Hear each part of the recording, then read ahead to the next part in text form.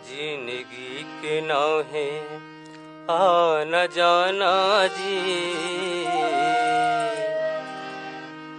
अरे काहे भैया ये कर ठिकाना ना।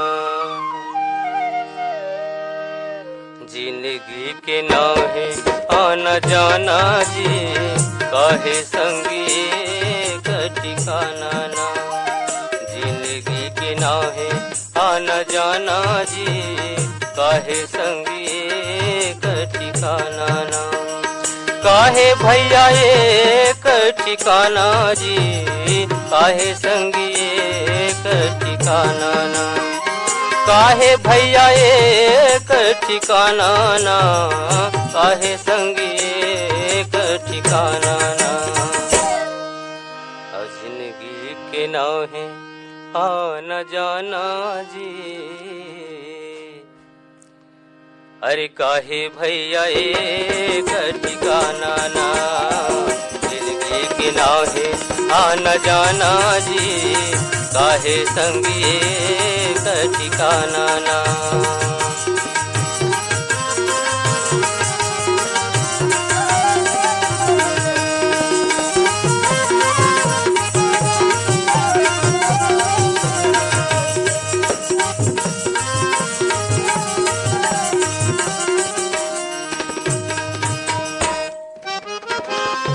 कौन है राजा कौन भिखारी, आना हवेगा भैया सबों के पारी। कौन है राजा कौन भिखारी, आना हवेगा भैया सबों के पारी। अरे फिर काहे गरब गुमाना जी,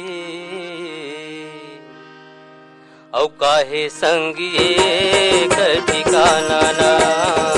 जिंदगी के नाव है आना जाना जी, काहे संगी एक ठिकाना ना।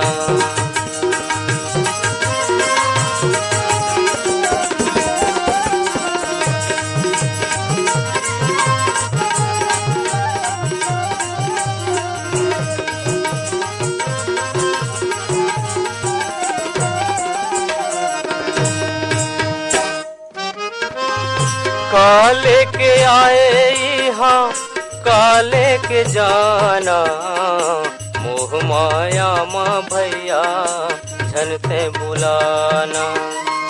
काले के आए यहाँ काले के जाना, मोह माया मरे भैया झनते बुलाना।